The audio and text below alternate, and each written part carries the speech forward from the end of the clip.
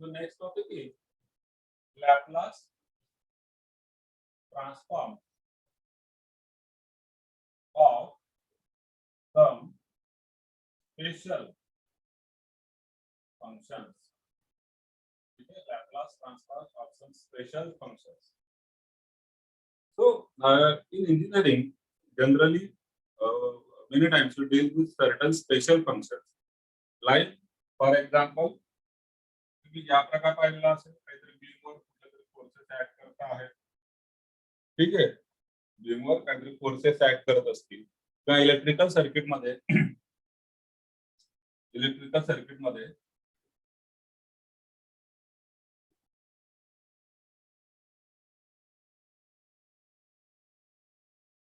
या स्विचिंगच्या थ्रू काहीतरी इम्पल्स या लोडला म्हणजे व्होल्टेज जे आहे त्या लोडला प्रोव्हाइड केलं जाईल.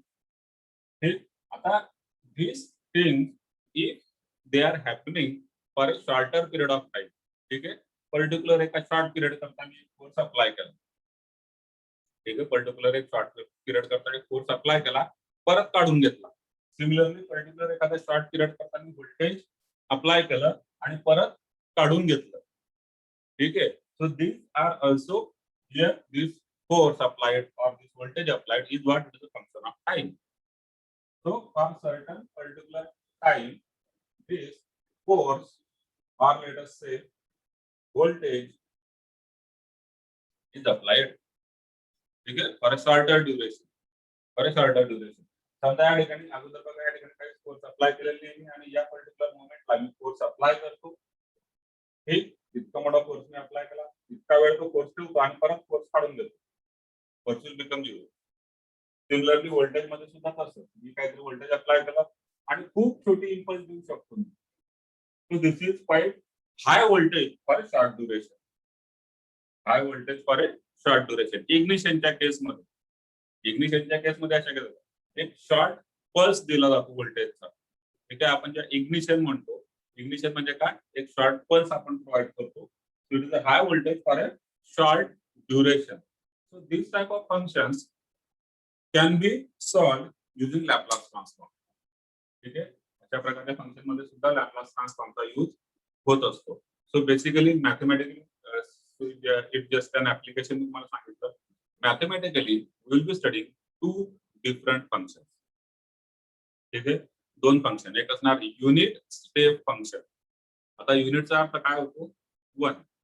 युनिट स्टेप फंक्शन आणि स्टेप फंक्शन कोणाला म्हणतात, दिस इज अ स्टेप. ठीक आहे, दिस इज अ स्टेप.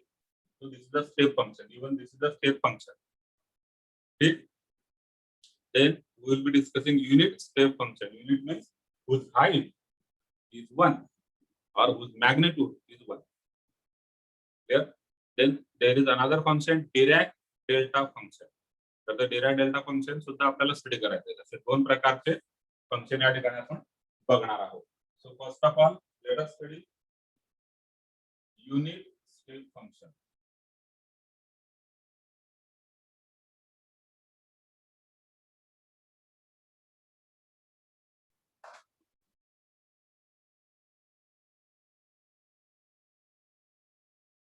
तर ना न्यू टॉपिक चालू करायचा ना आपण लॅपलॉस मधला. हो, लॅपलास मधलाच न्यू टॉपिक आहे. लॅपलासचा पुढचा आणि ते टॉपिक जे एक्झाम्पल झाले होते आतापर्यंत ते काय ते 17 झालेले आहे.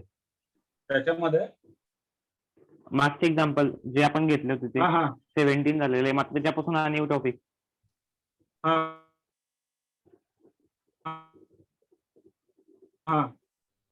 त्याच्यानंतर नवीन टॉपिक ते संपलेले. आता याच्यात सुद्धा लॅपलासचेच एक्झाम्पल्स असणार आहेत. ठीक आहे, हे सुद्धा लॅपलासचे एक्झाम्पल्स आहेत. पण याच्यामध्ये आता एक नवीन फंक्शन येईल. आतापर्यंतचे फंक्शन कोणते होते, sine t, cos t, e raise to t, t raise to n 1 हे फंक्शन्स होते.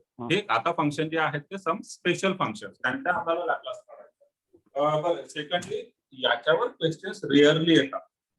युनिट स्टेप फंक्शन आणि डिराक डेल्टा फंक्शन यांच्यावर क्वेश्चन्स रेअरली येतात, नेहमी येणार नाही. मग आपण करून कशाकरता घेतोय, आता ते नेमकं आपल्याकडे आलं तर अर्थात त्यालाही ऑप्शन असणारच आहे. ऑप्शन असेल, ठीक आहे, पण मग ऑप्शन मध्ये काही प्रॉब्लेम असला तर म्हणून आपण तो टॉपिक करून घेतो. याच्यावर ते क्वेश्चन्स लेस इम्पॉर्टंट आहे as compare to the previous one.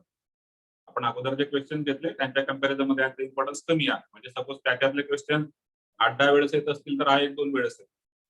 पण आलेले आहेत, युनिव्हर्सिटीला आलेले आहेत, म्हणून आपण ते सुद्धा करून घेतो. सो इन केस आलाच एक्झाम्पल तर मला जमला पाहिजे, कारण फार काही कठीण नाही. So first one is unit step function और त्याला एक दुसरं नाव आहे that is Heaviside's. Heaviside's unit step function. Unit step function म्हणूया किंवा हेविसाइड युनिट स्टेप फंक्शन म्हणूया. And this function is defined as u of t. ठीक आहे, ज्याला f of t नाही म्हणत, त्याला काय म्हणतात u of t, because it is a unit step function. So त्याचं डिनोशन आपण कॅपिटल u ने करतो किंवा कॅपिटल e ने सुद्धा करतो. ठीक, u of t और आपण असं लिहूया capital h of t. So unit step function or heavisides unit step function is given by this formula. It is equal to 0 for t less than 0 and it is equal to 1 for t greater than or equal to 0. So graphically जर मला function show करायचं असेल, म्हणजे आता आपलं काय होतं, unit step function किंवा हेविसाइड युनिट स्टेप फंक्शन जे आहे त्याची व्हॅल्यू न्यूमेरिकल व्हॅल्यू असणार आहे 0 असते. कधी? ज्यावेळेस t लेस दॅन 0 असतो. तो आपण असाही कन्सिडर करत की लॅपलास ट्रान्सफॉर्म मध्ये लॅपलास ट्रान्सफॉर्म कुठे काम करतो? लॅपलास ट्रान्सफॉर्म इथे काम करतो when t is greater than or equal to 0. म्हणून आपण लिहिले लॅपलासच्या डेफिनेशन मध्ये इंटिग्रल 0 to infinity म्हणजे t greater than or equal.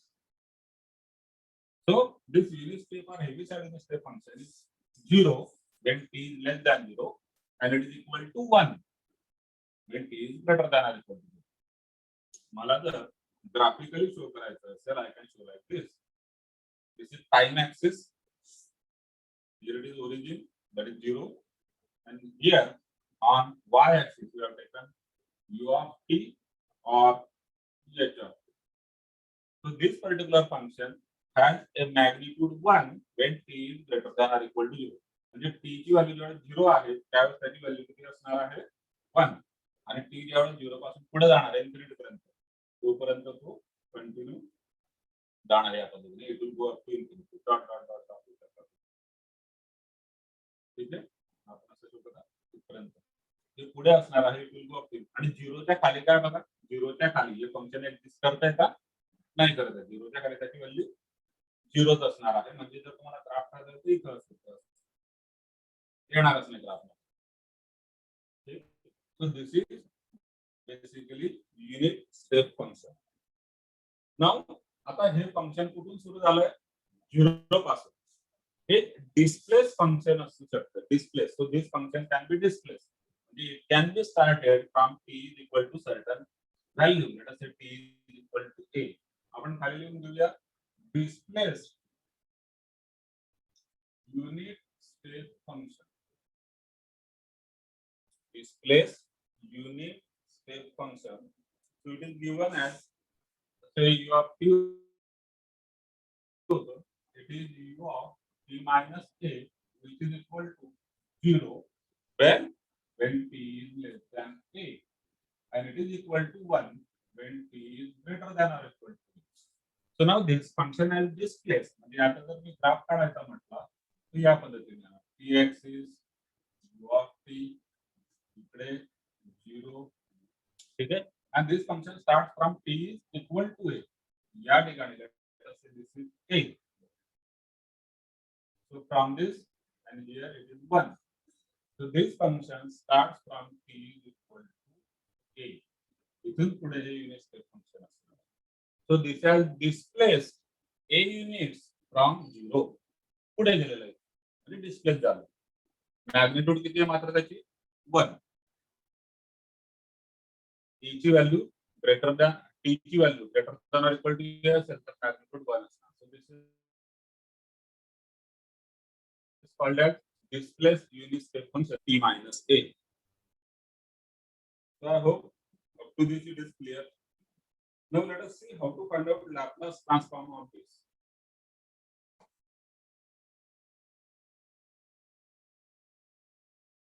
So here there will be certain easy formula in Laplace transform of unit step function. Okay, let us start one by one. First one. Laplace of u of t. Laplace of u of t is equal to, now say u of t is nothing but 1 because Laplace works from t greater than or equal to 0. ठीक है, Laplace works from t greater than or equal to 0.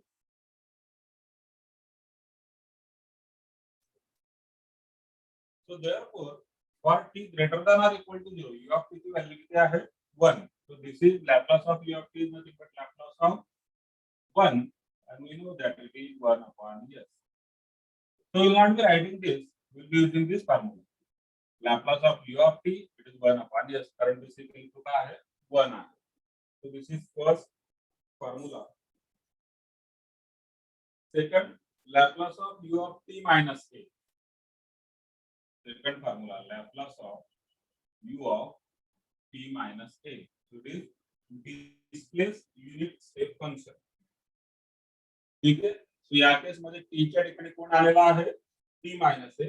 Then answer for this is e raised to minus as into 1 upon s. So that is first shifting property में आपण बघू शकता.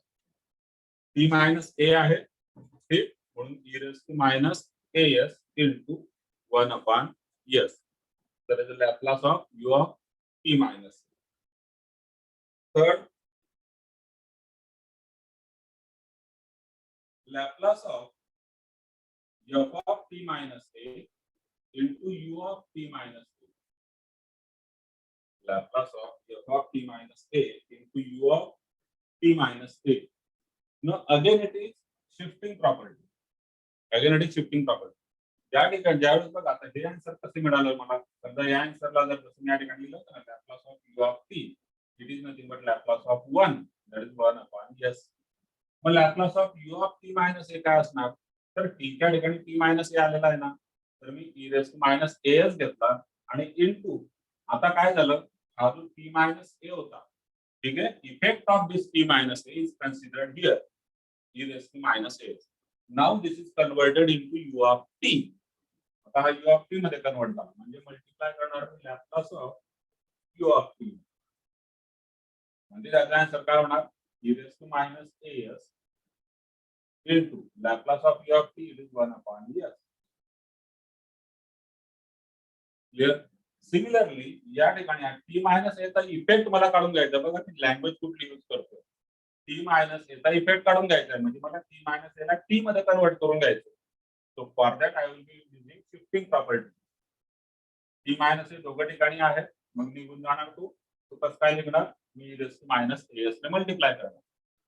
आता t minus a convert झाला कशामध्ये, फक्त t मध्ये, म्हणजे लॅप्लास कोणाचा येणार आता, Laplace of या ठिकाणी f of t into या ठिकाणी u of t. Laplace of f of t into u of. Clear? आता ज्यावेळेस मल्टिप्लाय करता आहे याला f of t into u of t ला, त्यावेळेस u of t is nothing but 1. u of t किती आहे, या ठिकाणी u of t किती आहे 1 आहे. So it is f of t into 1, which is equal to e raised to minus as into Laplace of f of t आणि u of t म्हणजे 1. Then you get the answer or formula like this, e raised to minus as Laplace of f of t into 1 किती असणार f of t, आणि त्याचा Laplace आपण काय म्हणतो f of s.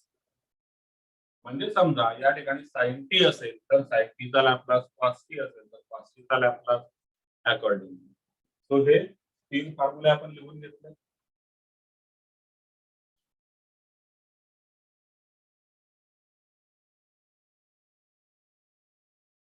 मग तुम्ही याच्यावरून तुमच्या अजून एक लक्षात आला असेल हा फॉर्म्युला बघा, Laplace of f of t into u of.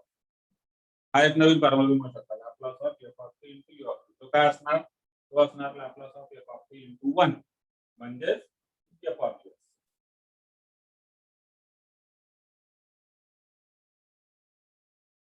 दुसरा formula fourth one, Laplace of f of t into u of t minus a. Laplace of f of t into u of t minus a. आता परत लक्षात घ्या, it is similar to this one.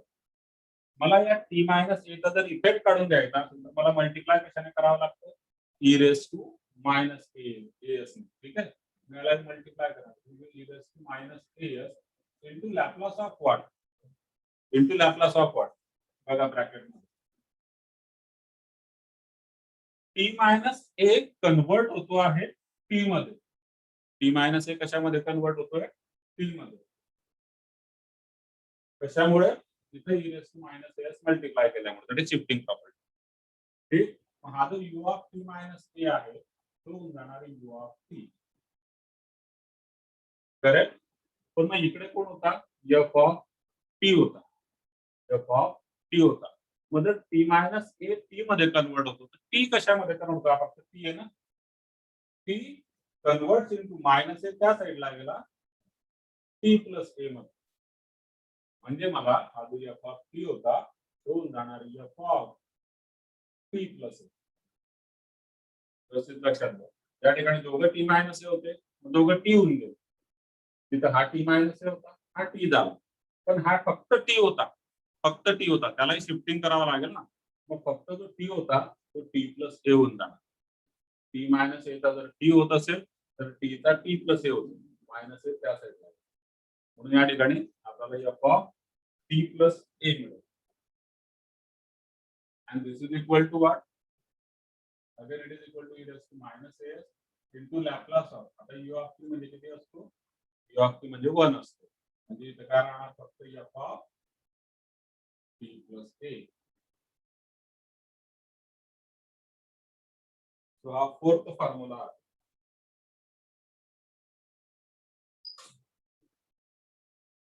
ठीक, clear आहे? इथपर्यंत काय doubt असेल तर विचाराल.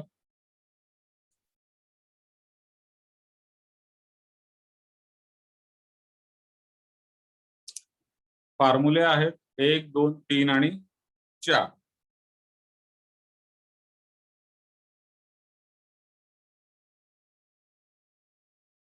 याच्यामध्ये पण साइन कॉस येईल का सर? मग आता जेव्हा आपण प्रॉब्लेम सॉल्व्ह करू तेव्हा एफ ऑफ टी वगैरे जे आहेत ना, एफ ऑफ टी म्हणजे काय? आपले स्टँडर्ड फॉर्म्युले.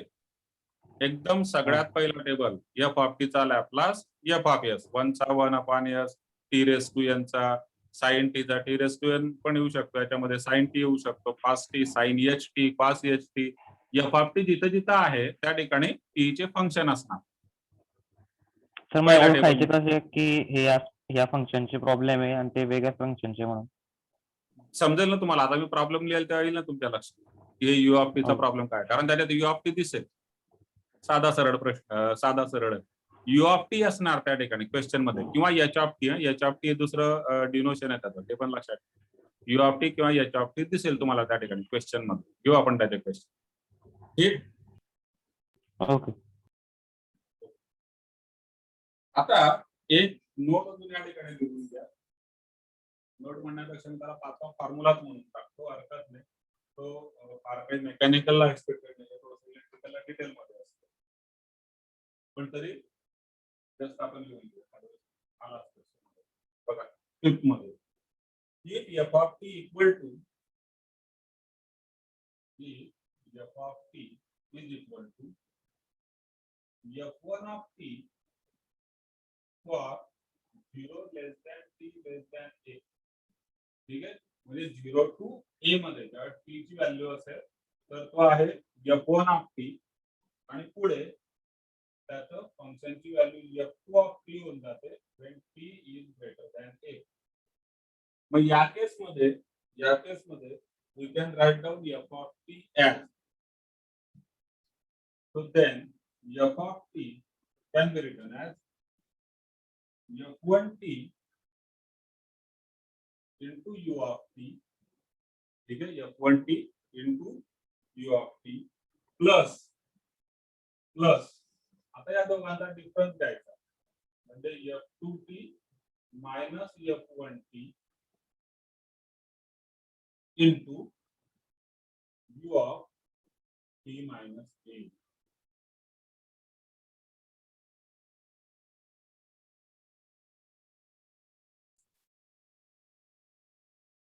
सो जे फंक्शन आता डिफाइंड आहे जे फंक्शन या ठिकाणी डिफाइंड आहे ते फंक्शन या पद्धतीने f ऑफ t जो आहे it is equal to f1t for 0 to a आणि f2t for t greater than a. तर फंक्शनच्या दोन वेगवेगळ्या व्हॅल्यूज आहेत. t लेस दॅन a साठी वेगळी व्हॅल्यू आहे, t ग्रेटर दॅन a साठी वेगळी व्हॅल्यू. मग t लेस दॅन a ज्यावेळेस असतो त्यावेळेस हे काय आहे t लेस दॅन a म्हणजे इथपर्यंत युनिट स्टेप फंक्शन आहे म्हणून याला मी लिहिणार f1t इंटू u ऑफ आणि इथून पुढे ज्यावेळेस t ग्रेटर दॅन a आहे तर u of t minus a असणार आणि या दोघांचा डिफरन्स म्हणजे f2 मायनस f1t. ठीक. सो जस्ट एक फॉर्म्युला म्हणून लिहून ठेवा त्याचं ऍप्लिकेशन एखाद्या वेळेस प्रॉब्लेम आला तर त्या फंक्शन मध्ये आपण घेऊ शकतो.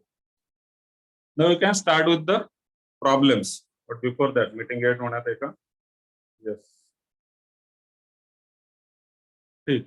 तर मी मीटिंग एंड करतो परत स्टार्ट करतो प्रॉब्लेम मध्येच ते